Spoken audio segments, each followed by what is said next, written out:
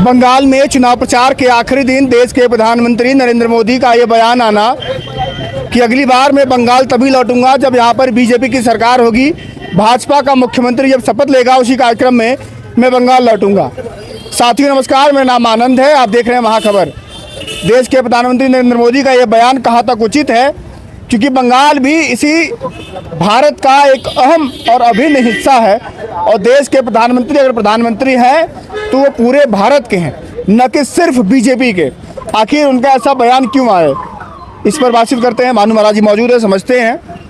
मोदी जी कह रहे हैं बंगाल अब तभी लौटूंगा जब भाजपा की सरकार बन जाएगी। ये देखिए, प्रधानमंत्री नहीं है, झूठ बोलने वाले प्रचार मंत्री हैं।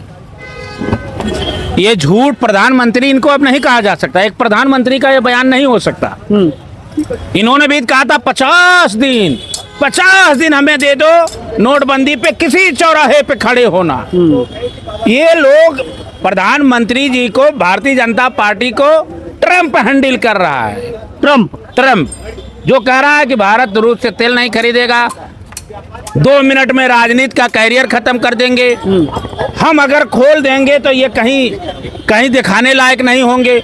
बार बार भारत को नर्क बता रहा है। अब मोदी जी एकदम चुम मार के शांत हो करके अपनी कुर्सी के लिए, आप प्रधानमंत्री हैं तो पश्चिम बंगाल आपके लिए पश्चिम बंगाल आपके देश का हिस्सा नहीं है। इसके मतलब है, इसका अर्थ साफ होता है कि भारतीय जनता पार्टी सनातन का नाम, राष्ट्र का नाम, हिंदू का नाम या बाबा साहब का नाम केवल लेती है वोट के लिए, और सबका अपमान अगर करने वाली है तो भारतीय जनता पार्टी करने। और वही ममता जी संविधान को, मानवता को, लोकतंत्र को लेकर के अकेले ममता भाजपा पे भारी, अकेले एक ममता नारी भाजपा पे पड़ गई है भारी। अब यूपी में भी जनता करेगी साइकिल की सवारी। ये प्रधानमंत्री जी का बयान नहीं हो सकता। ये हमेशा बचकाना बयान देने का काम करते हैं। कहीं मंगलसूत्र की बात करेंगे, कहीं इनके गृह मंत्री गाय और भैंस मारने की बात करेंगे, और देश के प्रधानमंत्री, गृह मंत्री सुरक्षा की बात करेंगे, कंपनी की बात करेंगे, रोजगार की बात करेंगे।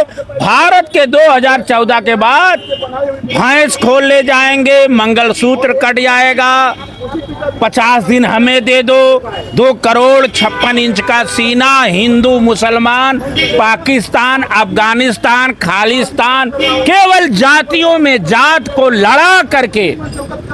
और मैं सच्चाई के साथ कहता हूं, जिस देश का प्रधानमंत्री इस तरह से झूठ बोलता हो, इस तरह से नफरत पैदा करता हो, इस तरह से जातियों में खाई पैदा करने का काम करता हो, उस देश कभी आगे नहीं बढ़ सकता। इस देश को आगे बढ़ाने के लिए पहले इस प्रधानमंत्री जी को ही हटाना पड़ेगा। भारतीय जनता पार्टी का सफाया होगा, तब बाबा साहेब के संविधान सुरक्षित होगा और लोकतंत्र सुरक्षित होगा, मानवता सुरक्षित होगी। ये लोग झूठ बोलने का प्रधानमंत्री जी का बयान ये होगा। अच्छा ये बताइए, ये पश्चिम बंगाल क्यों नहीं जाएंगे? आप प्रधानमंत्री हैं, कहते हैं जीत के जाएंगे।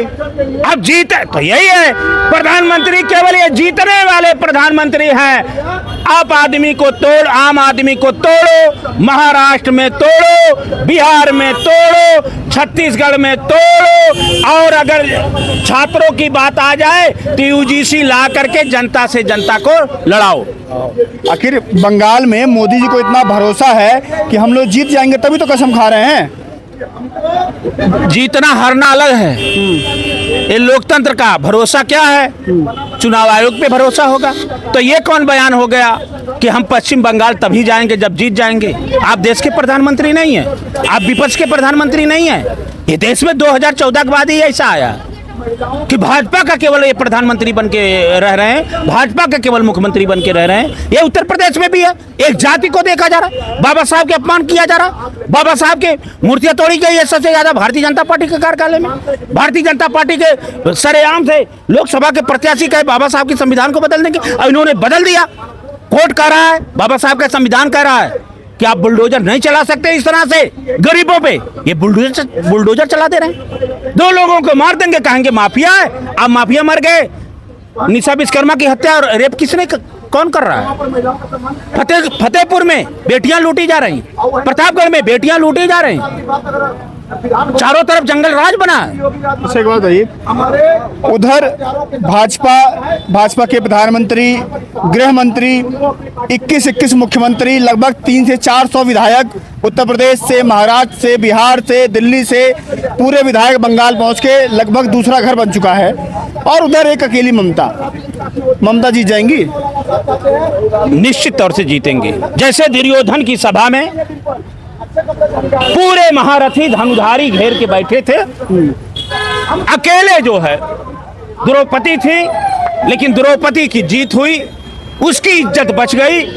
इसी तरह से ये सत्य का प्रमाण है, सत्य जीतेगा, बाबा साहब का संविधान जीतेगा, लोकतंत्र जीतेगा, संतों का आशीर्वाद उसके साथ है, ममता के मानवता का आशीर्वाद उसके साथ है। और वहाँ की जनता में उन्होंने काम किया है। एक बाइक से प्रचार करके सभी महारथियों को ध्वस्त कर देने का काम कर रही है। वहाँ चुनाव आयोग आप देख रहे हैं, यहाँ का उत्तर प्रदेश का अधिकारी जाकर के गुंडा की भाषा बोल रहा है। चुनाव आयोग जुगाड़ आयोग बन के काम कर रहा है। ये लोग तानाशाह का बोल रहे हैं, गुंडा को हम मारेंगे, गृह मंत्री कह रहे हैं मारेंगे। आप मारेंगे ये आपका शब्द नहीं होगा। आप संवैधानिक पद पे हैं गृह मंत्री जी, आप कहिए कि अगर गुंडाई कोई कर रहा है तो हम कानून के तहत उसे सजा दिलवाएंगे, उसके लिए कानून बना है। आप डायरेक्ट गोली नहीं मार देंगे, ये शब्द आपका है। ये लोग दूसरे को पाठ पढ़ाते हैं, ये सनातन विरोधी। 4 मई दीदी गई, भाजपा कह रही है, वहां पर मोदी जी कह रहे हैं 4 मई दीदी आएंगी, और भाजपा गई, पूरे देश से गई। आज बैसाखी के बदौलत, गठबंधन के बदौलत, समर्थन के बदौलत केंद्र में सरकार है। उत्तर प्रदेश से सफाया इनका हो चुका है। लोकसभा में आपने देखा, वहीं लोकसभा में टीएमसी का भी वहां सफाया हो चुका है, और वो टीएमसी के प्रत्याशी ने इन लोगों को सफाया कर दिया है। ये लोग झूठ पे अभी टिके हैं। झूठ बोलना, नफरत फैलाना, ध्यान भटकाना, ऐसे बोल करके केवल ये बात करना चाहते हैं। ममता एक नारी है, काम करने वाली है, और वहां की जनता के लिए बेचारी है, इसलिए सब पे वो भारी है। और ये भाजपा एक महामारी से बड़ी बीमारी है देश के लिए। कौन कह रहा है? ये बीमारी है, और ये बीमारी का इलाज जनता कर देगी। हम करेंगे। धन्यवाद।